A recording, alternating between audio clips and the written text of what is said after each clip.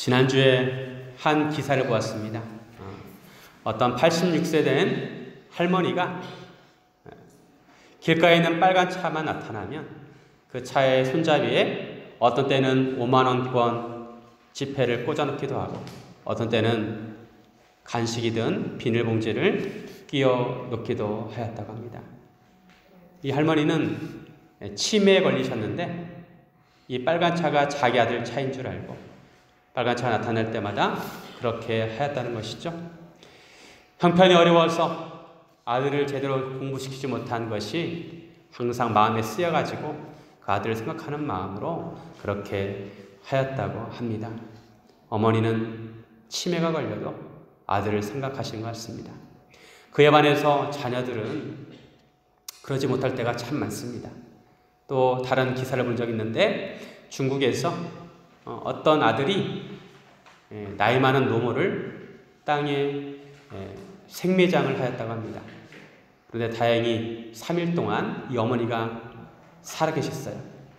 극적으로 구출이 되어서 병원에 입원하였는데 이 어머니는 아들을 원망하는 것이 아니라 이 일로 아들이 감옥살이 될까봐 걱정을 하였다고 합니다. 우리 어머니들은 아들을 위해서 자기 씨는 어떻게든지 상관없어 하고 자식을 생각하는 것이 어머니이신 것 같습니다. 오늘은 어버이 주일입니다. 우리나라는 동방예의주국이라서 예를 강조합니다. 특별히 윗사람, 그것도 부모님에게 효도할 것을 가르칩니다. 자녀의 도리를 잘 해야 한다고 가르치고 부모님에게 항상 안부를 묻고 어디 나갈 때는 부모님에게 인사하고 또 다녀와서도 부모님에게 인사를 하라고 가르칩니다. 이것이 유교 사상을 바탕으로 한 부모에 대한 예라고 할 수가 있습니다. 성경에서도 부모님을 공경하라고 말씀합니다. 10계명 중 제5계명에는 내 부모를 공경하라 이렇게 말씀합니다. 이웃에 대한 계명 중에 첫 번째 계명입니다. 그만큼 부모의 위치를 중요하게 생각하고 있습니다. 성경에서의 가르침은 유교에서의 가르침과 같지만 차이점은 부모를 바라보는 관점이 다릅니다. 유교에서는 부모를 신체발부 수신부모라고 해서 내 몸을 부모로부터 이어받은 뿌리라고 생각을 합니다. 부모는 나의 뿌리입니다. 그러나 성경에서는 좀 더 깊이 있게 부모를 바라봅니다. 부모가 나의 뿌리인 동시에 부모는 바로 하나님의 대리자인 겁니다. 인간을 창조하신 분이 하나님이시고 부모는 창조주이신 하나님의 대리자로서 자녀를 양육하는 것입니다. 유교에서는 부모와 자녀의 관계가 2차원적이라면 기독교에서는 부모와 자녀 관계에 있어서 하나님이 계시고 3차원적으로 본다고 할 수가 있습니다. 이런 성경적인 관점에서 부모님을 어떻게 대할 것인가, 부모님을 어떻게 섬길 것인가 함께 나누기를 원합니다. 첫째로 부모를 부모로 알아야 합니다.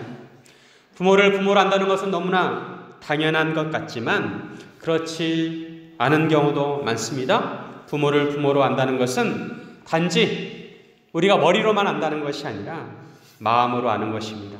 마음으로 부모를 공경하고 부모를 부모답게 섬기는 것을 말하는 것입니다. 오늘 본문에 보면 예수님께서 사마리아 수가성에 가서 우물가 여인을 만나시고 나서 사마리아에서 이틀을 지내시다가 갈릴리로 가십니다. 그리고 다시 가나로 가시는데 가나는 전에 물을 포도주로 만드신 곳입니다. 그곳에 왕의 신하가 있었는데 그의 아들이 가버나움에서 병들어 있었습니다. 왕의 신하의 이름은 구체적으로 나오지 않습니다. 그가 유대인인지 이방인인지도 알 수가 없습니다. 그는 아마도 헤롯 안티파스의 신하였던 것 같습니다. 헤롯 안티파스는 원래 정식적으로 왕은 아니었지만 왕의 칭호를 받지 않았지만 그 지역에서 왕으로 추대받고 있었습니다. 신하의 집은 원래 가버나움이었습니다. 그런데 예수님께서 유대로부터 갈릴리로 오셨다는 소식을 듣고 예수님을 찾아와 요청하였습니다. 내려오셔서 내 아들의 병을 고쳐 주소서. 신하의 아들은 매우 위중한 상태였습니다. 근데 예수님의 반응이 좀 이상합니다. 다른 때 같으면 내가 나를 믿느냐 한번 물으시고 병을 고쳐주실 텐데, 오늘 본문에서는 약간 부정적인 말씀하십니다. 48절에 보면 예수께서 이르시되 너희는 표적과 기사를 보지 못하면 도무지 믿지 아니하리라. 예수님께서 왕의 신하의 마음을 잘 알고 계셨을 것입니다. 그의 아들이 어떤 상태인지도 잘 알고 계셨을 것입니다. 예수님께서 아들이 속히 낳고자 하는 신하의 마음을 아신다면 그를 긍휼히 여겨 주셔서 신하의 집으로 가시든지 아니면 그 아들을 낳게 하시면 될 텐데 꾸지람을 하십니다. 너희는 표적과 기사를 보지 못하면 도무지 믿지 아니하리라. 예수님께서는 믿음에 대한 말씀을 하시는 것입니다. 사람들이 예수님을 믿지 않는다고 하십니다. 표적과 기사를 보지 못하면 도무지 믿지 않는구나. 예수님께서 왕의 신하에게 왜 이런 말씀하셨을까요? 예수님은 갈릴리로 가실 때도 비슷한 말씀하십니다. 44절에 보면 신이 증언하시기를 선지자가 고향에서는 높임을 받지 못한다 하시고, 선지자가 고향에서는 높임을 받지 못한다는 말씀하십니다. 예수님께서 이 말씀하신 것은 예수님 자신이 고향에서 인정을 받지 못한다는 것을 말씀하신 것입니다. 예수님께서 고향인 갈릴리로 가셨을 때 갈릴리 사람들이 예수님을 영접합니다. 그런데 예수님을 영접하긴 영접하는데 예수님께서 원하시는 대로 예수님을 인정하지 않았다는 뉘앙스가 있습니다. 단지 그들이 예수님을 영접한 것은 그들이 명절에 예루살렘에 가서 예수님께서 하신 모든 일을 보았기 때문입니다. 예수님께서는 6월절에 예루살렘에 가서 여러 표적을 행하셨습니다. 그들은 예수님의 표적을 보았을 것이고 또 예루살렘 성전을 청결하게 하고 또 예수님이 하신 말씀도 들었을 것입니다. 예수님께서 갈릴리 사람들이 기대하는 것은 예수님의 표적과 말씀을 들었으면 예수님을 온전히 믿어야 한다는 것입니다. 예수님을 메시아로 믿어야 한다는 것입니다. 하지만 갈릴리 사람들은 예수님을 그렇게 인정하지 않았습니다. 심지어는 예수님과 함께 자란 동생들도 인정하지 않았습니다. 이들은 예수님이 어렸을 때부터 평범하게 자라신 것을 보았습니다. 그러기에 예수님을 하나님께서 보내신 메시아로 인정하기가 어려웠던 것입니다. 인간은 항상 자기중심적인 생각을 하기 때문에 어떤 진리를 이해하는데 선입견을 깨기가 참 어렵습니다. 예수님을 생각할 때 한 동네에서 크는 것을 보았기 때문에 하나님 보내신 메시아일 리는 없다, 이렇게 생각을 사람들이 했던 것입니다. 그래서 예수님이 행하신 표적은 보면서도 예수님을 메시아로 인정하지는 않았던 것 같습니다. 예수님께서 왕의 신하에게 하신 말씀, 너희는 표적과 기사를 보지 못하면 도무지 믿지 아니하리라 중에서 너희라는 것은 왕의 신하가 속한 그 지역의 사람들을 가리키는 것입니다. 좁게는 예수님의 고향 사람들을 포함한 갈릴리 사람들, 넓게는 예수님을 인정하지 않는 유대인들을 가리키는 말입니다. 그 중에 왕의 신하도 포함되어 있었습니다. 왕의 신하가 예수님을 찾은 목적은 지극히 이기적인 목적이었습니다. 병이 들어서 죽을 위기에 있는 자기 아들을 제발 고쳐달라는 것입니다. 왕의 신하가 예수님을 찾은 이유는 그 이하도 그 이상도 아닙니다. 오직 자기 아들이 낫기를 바라는 심정으로 예수님을 찾아와 간과했습니다. 그러나 예수님은 왕의 신하에게 그 이상의 믿음을 요구하시는 것입니다. 예수님을 단지 병든 사람을 고쳐주는 분으로가 아니라 예수님을 구원자, 메시아로 믿기를 바라신 것입니다. 자기의 이기적인 목적을 이루기 위해서 예수님을 찾는 것이 아니라 진정한 구원자, 진정한 메시아로 인정하고 예수님께 나오기를 바라시는 것입니다. 예수님께서는 비록 신하에게 그런 믿음을 발견할 수 없었지만 신하를 긍휼히 여기셔서 가라, 내 아들이 살아있다, 이렇게 말씀하십니다.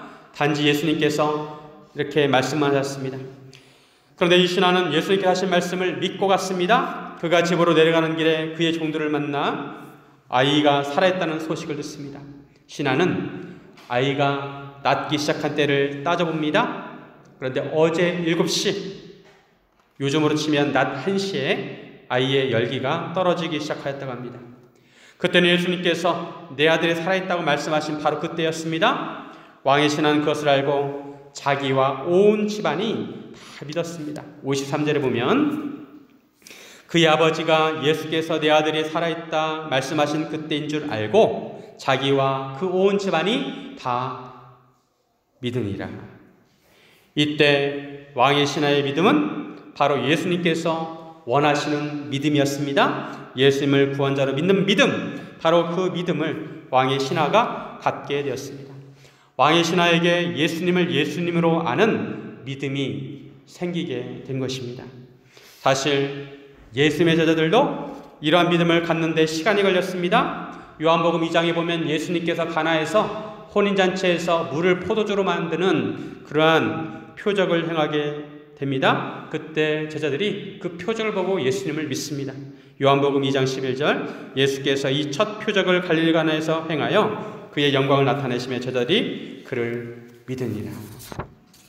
제자들이 이때도 믿었지만 예수님을 예수님으로 아는 믿음은 예수님께서 십자가를 지시고 부활하신 후에 갖게 됩니다. 도마가 예수님이 부활하신 것을 믿지 못하다가 부활하신 예수님을 직접 만나고 나서 고백합니다. 나의 주님이시오 나의 하나님이시니이다.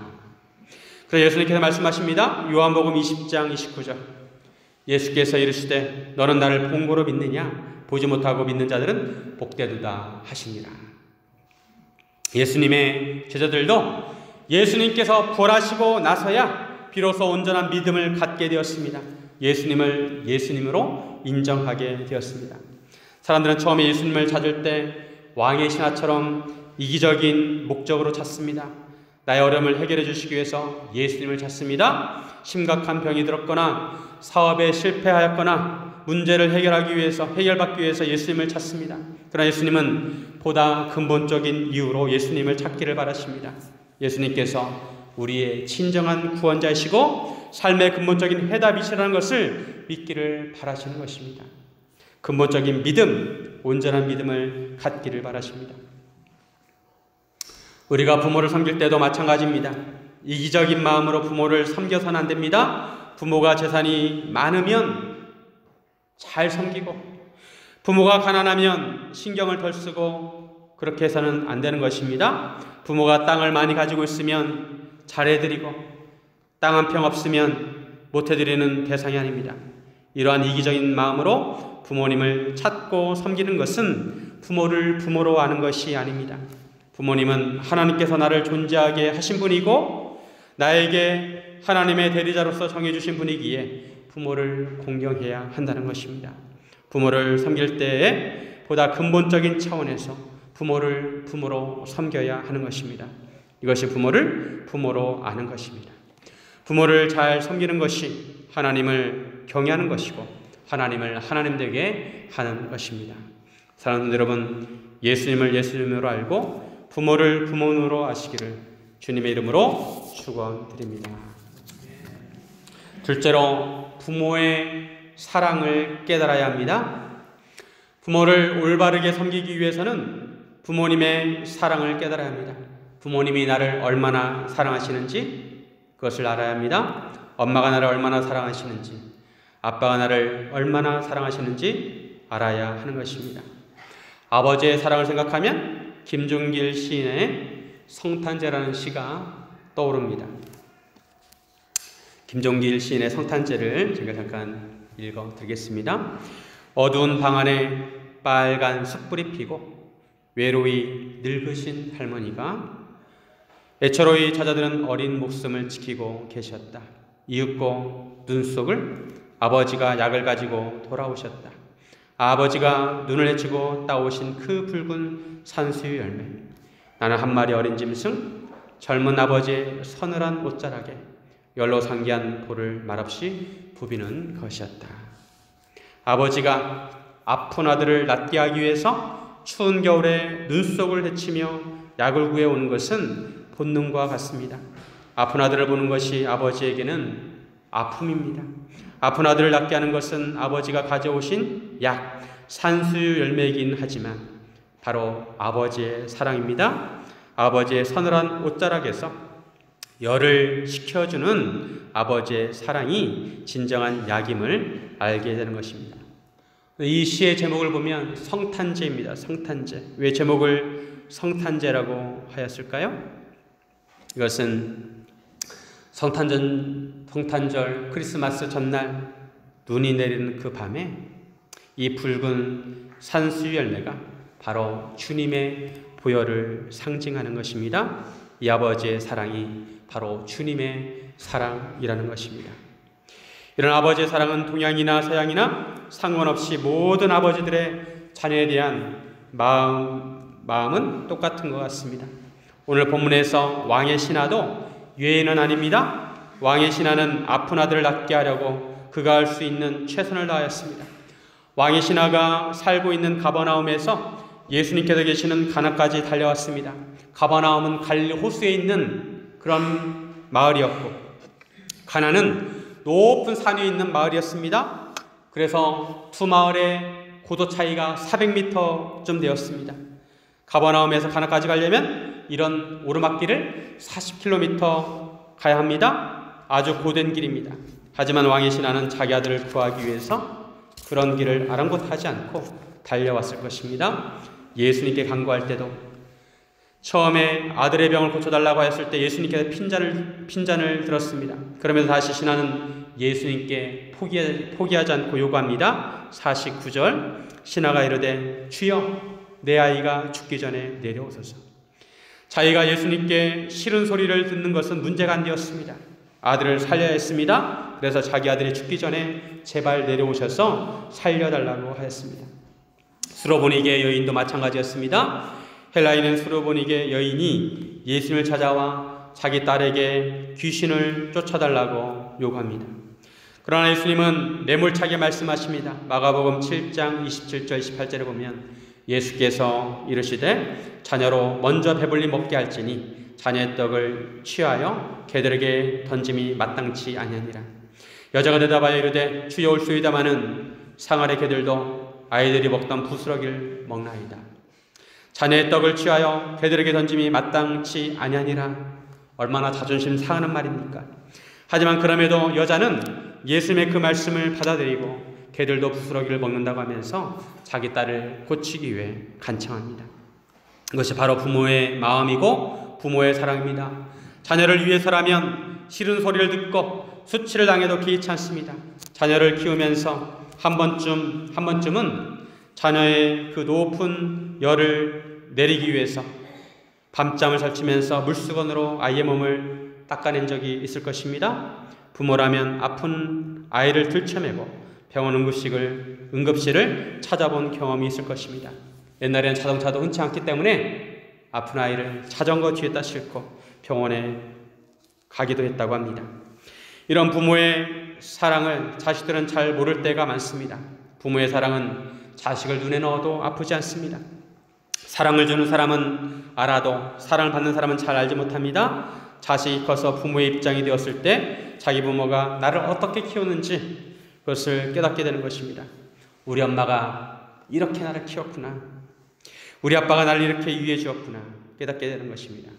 부모님을 잘 섬기기 위해서는 먼저 이런 부모님의 마음과 사랑을 헤아려야 하는 것입니다. 부모님의 사랑을 깨달아야 합니다. 자식이 그 부모의 사랑을 깨달을 때 부모도 그 자녀의 성숙함을 알고 기뻐하는 것입니다.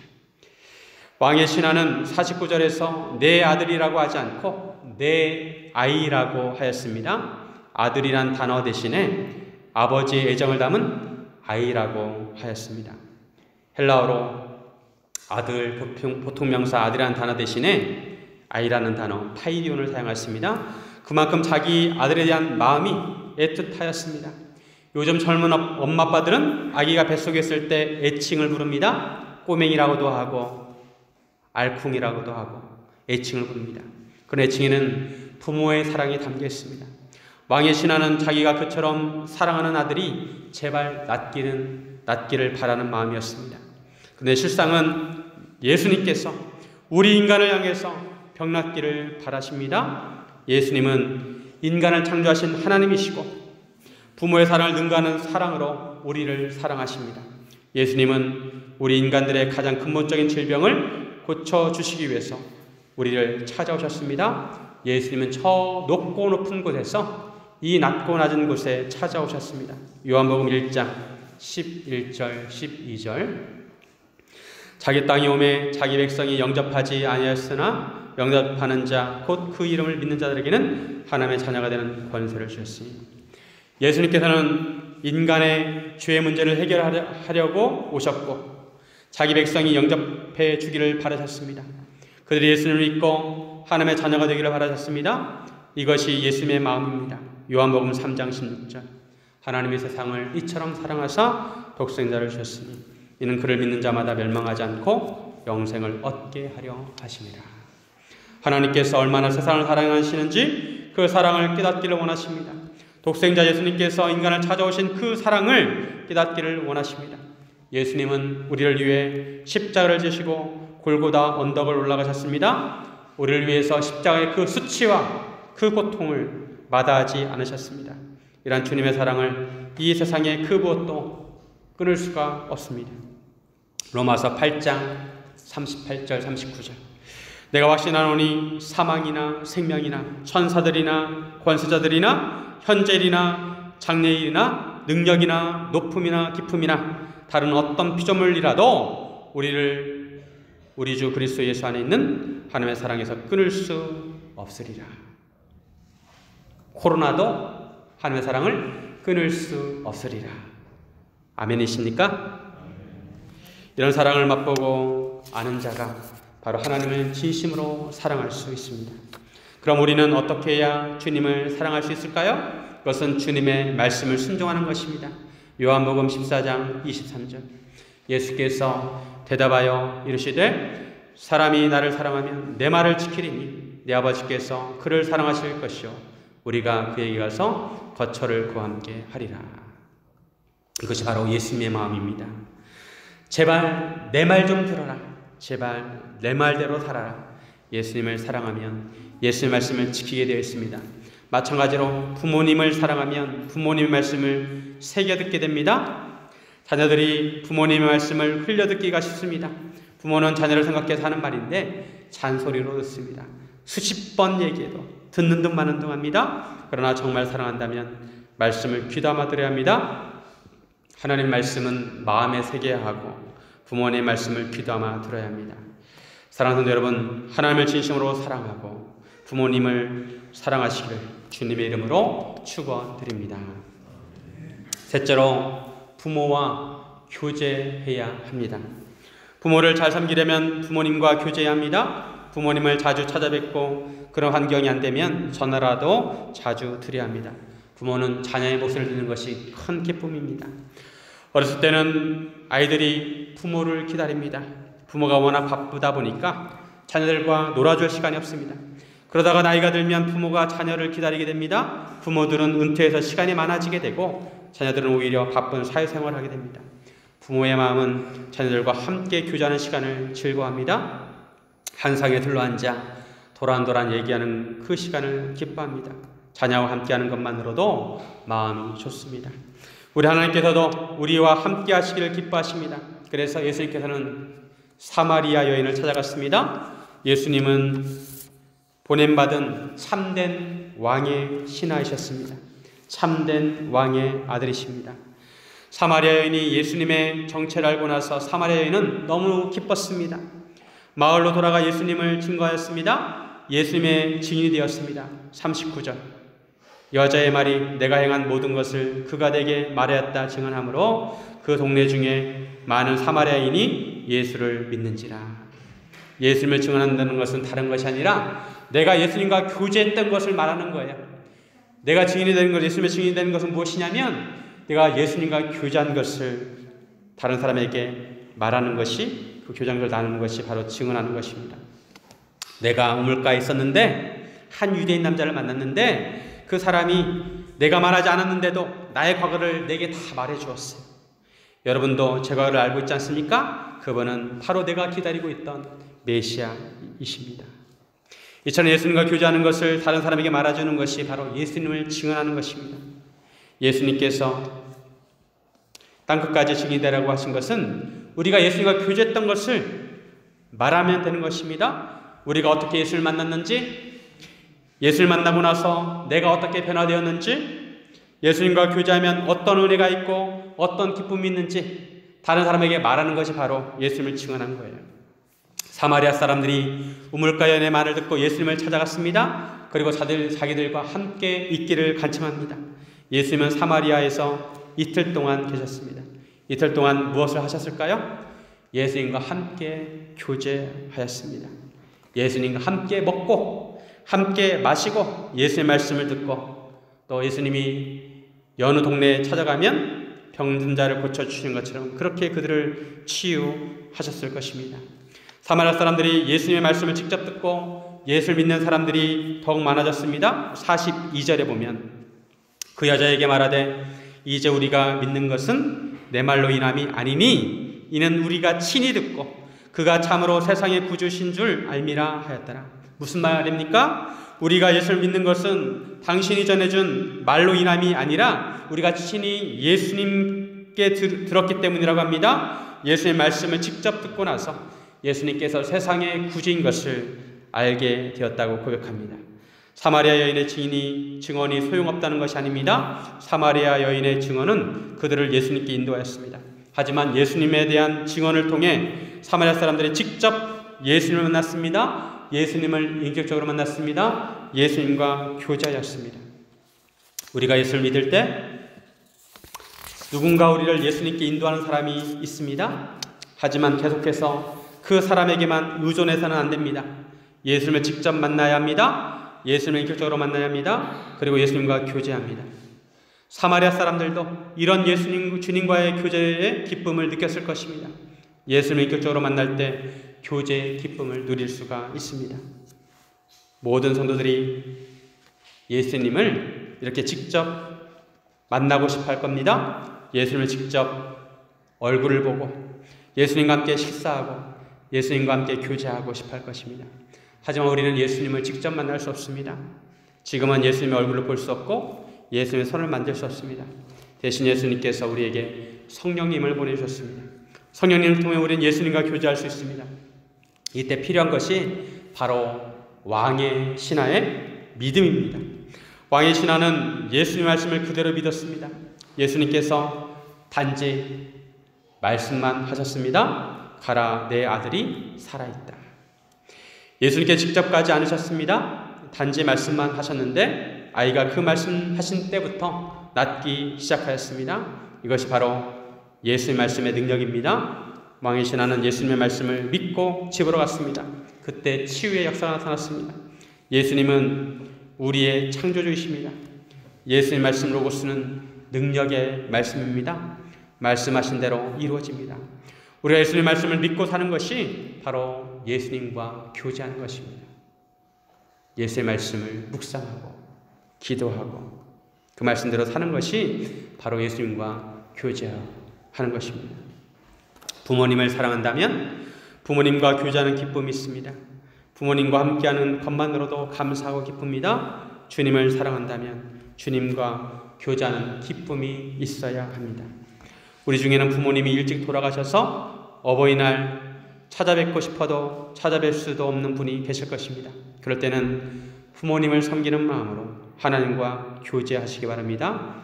하나님께서 그 마음을 돌아가신 부모님에게 전해주시지 않겠습니까? 또한 부모님이 살아계신 분은 하나님을 섬기는 마음으로 부모님과 교제하시기를 바랍니다.